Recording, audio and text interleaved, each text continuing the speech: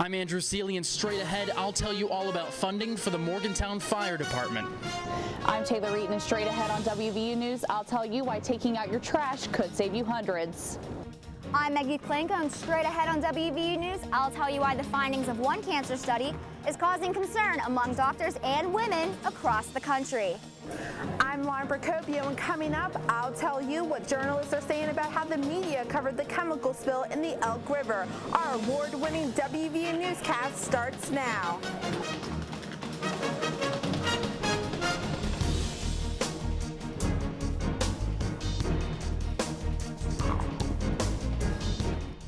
The chemical spill in Charleston is being named the biggest drinking water contamination in our country's history. Find out what's being done to protect your water and West Virginia's future. I'm Andrew Seeley. And I'm Victoria Licata. Findings of a long-term study question whether or not mammogram screenings can prevent cancer or even save lives. You're watching WVU News, an award-winning newscast produced by television journalism students at West Virginia University.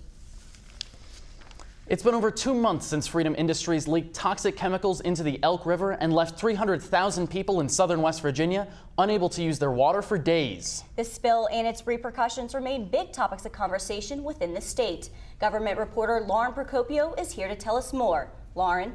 Thanks, Andrew and Victoria.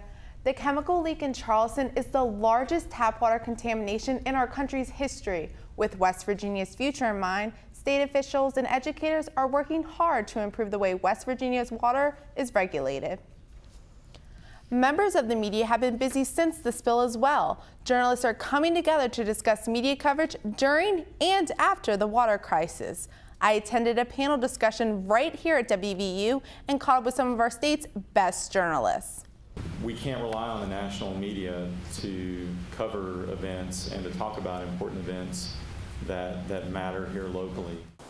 Over 10,000 gallons, the amount of chemicals Freedom Industries leaked into the Elk River over 2 months ago. Journalists from all over the Mountain State recently came together to discuss how the media handled the toxic spill. National media could do more. I think that any media outlet could have done more reporting. I think that people here expected more from the national media. Over 300,000 people were affected by the chemical MCHM after it leaked into the Elk River January 9th. And on that day, news anchor April Call found out about the chemical spill through Twitter. And I really quickly did a refresh on my Twitter feed, and I noticed the governor's tweet, which said, "Emergency, do not," in all capital letters, "use tap water for drinking, cooking, washing, or bathing in Boone, Lincoln, Kanawha, Jackson, Putnam counties, 5:36 p.m. January 9th. And Call wasn't alone. With Americans sending out 58 million tweets per day, audience member Samson O'Dell noticed the media was able to find a lot of their information from Twitter. They were talking about being in a newsroom and getting something on Twitter or something like that, and only 10 minutes later they're able to put it on the news. Twitter is also where many West Virginians formed an opinion about how politicians were dealing with the chemical spill. To hell with every one of you who decided that making life convenient for businessmen, making life dangerous for us. And while some believe the local media did a good job taking to Twitter, others felt the national media could have done more. I think it was neglected on a national level. My parents live in Maryland, which is not far away, and they didn't know anything about it. The spill forced the West Virginia Congress to pass Senate Bill 317, protecting West Virginia's water supply. The new bill will set requirements for above-ground storage tanks, regulating the amount of chemicals they can hold and making state inspections more consistent. Andrew and Victoria, back to you. Thanks, Lauren. Firefighters from the 9 counties affected in the water crisis volunteered day and night to provide clean waters to those in need. That's right, Victoria. Did you know the average cost to train a firefighter is $8,000? I decided to take a look at the Morgantown Fire Department's budget. From new safety devices to new hoses, the Morgantown Fire Department could use a few upgrades. But even with the help of the annual fire service fee, next year's budget doesn't look promising. Next year's budget for 2014-2015 is pretty close to what the 2012-2013 budget was for Morgantown Fire. And there are no appreciable increases coming in the near future that I'm aware of. Andrew Dotson has been fighting fires in Morgantown for 9 years and says some of the equipment just isn't up to par. We get the equipment we need to do our job, but with better equipment we could do our job more efficiently. To buy the hat I'm wearing costs $300. The coat, $1,200. For the department to outfit just one fireman, it would cost $11,000. Right now, I do have several pieces of equipment that are older, that need replaced. I am missing a rescue truck that needs replaced. And all in all, I could use $2.5 million worth of equipment today to replace my aging fleet. The chief says the department doesn't only need new trucks and equipment, but could also use some more manpower.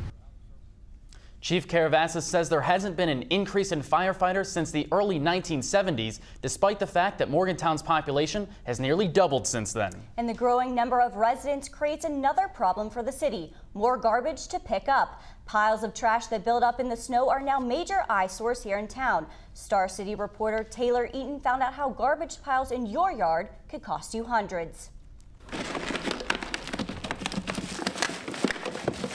Taking out the trash, it's something that's become an issue here in Morgantown. I woke up to one of my roommates complaining about how the city posted a note on our door saying that we had too much litter in our front yard. But unlike other Morgantown residents, Rodriguez decided to clean up. As broke college kids, a $250 fine for, glass bottles in your front yard isn't really something you want to deal with. And just like the trash, a fine like this could build up.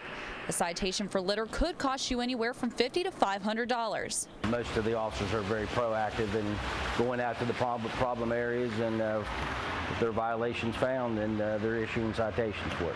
Citations can be written for broken trash bags, loose garbage, or overflowing cans. 120 citations were written last year, and over 40 have been written this year so far for people not properly throwing away their garbage. But citations may not be the only effect residents have to worry about. Littering can back up storm drains, harm wildlife, and be a threat to public health. But Sergeant Robinson says it all comes down to one thing. Use common sense. It's just that simple. You can avoid getting a fine as long as your trash can is on the curb before pickup with the lid on, and your yard is free of garbage.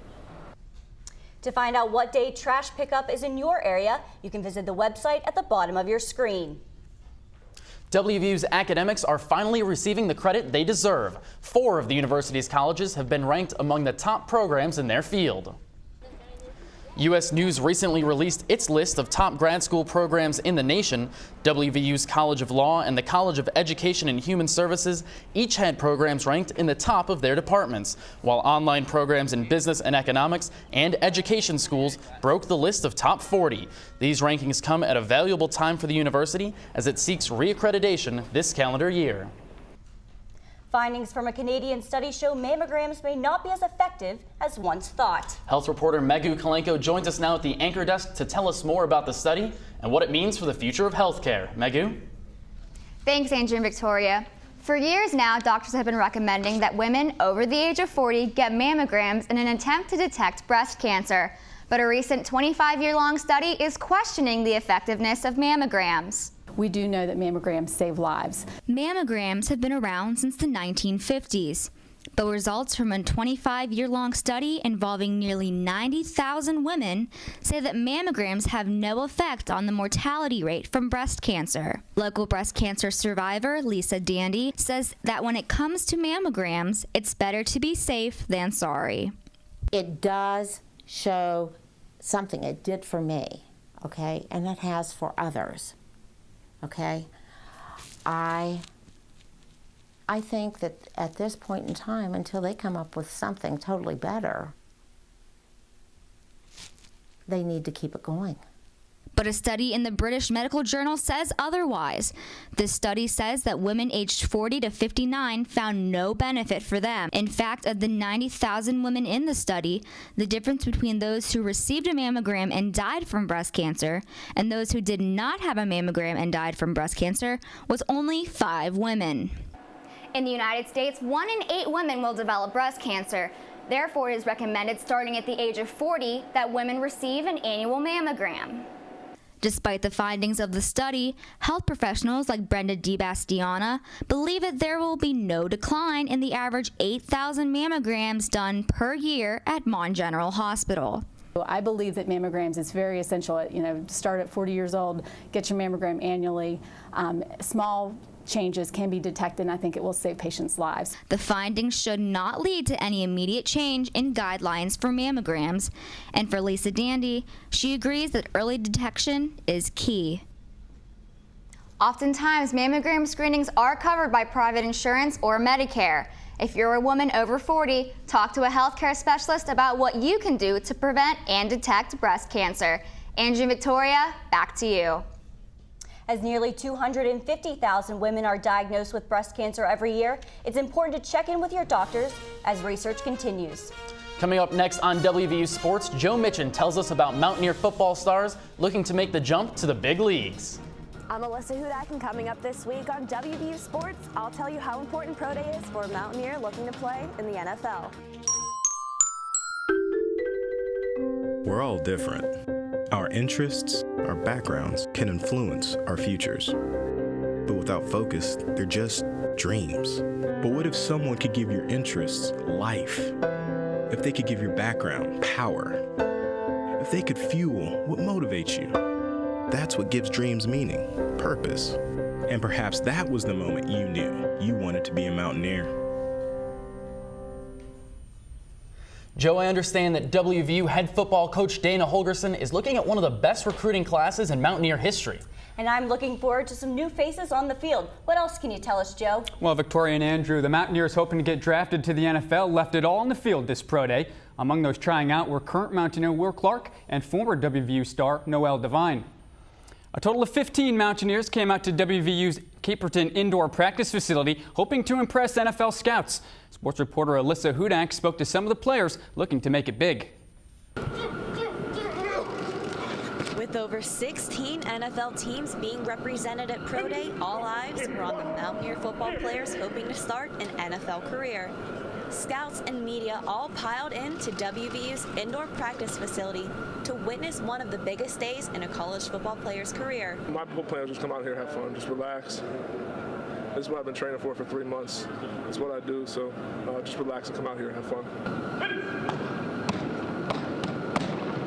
Only 2 Mountaineers participated in the NFL Combine last month, so for the other players, Pro Day is their best opportunity to get recognized. So I was very nervous this morning, and seeing all those guys and seeing foreign players come back, it really made you at ease, and you were just rooting for one another. You weren't competing against one another, you were competing against yourself. During Pro Day, players compete in different events like the 40-yard dash. Last year, WVU receiver Tavon Austin ran one of the fastest, clocked in at 4.25 seconds. And speaking of speed, former Mountaineer running back Noel Devine came to Pro Day for the second time, looking faster than ever.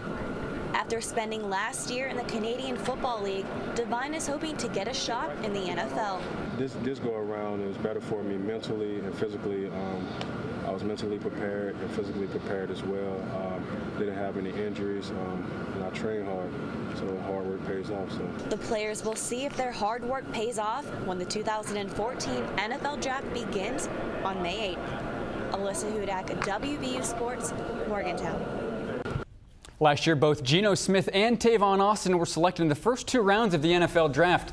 There's definitely a buzz around Morgantown to see what Mountaineers will make the cut this spring. Andrew and Victoria, back to you. There's no doubt that spring is in the air, and the West Virginia Community Choir is getting ready for their big performance. And this group is excited to be showcasing their talents.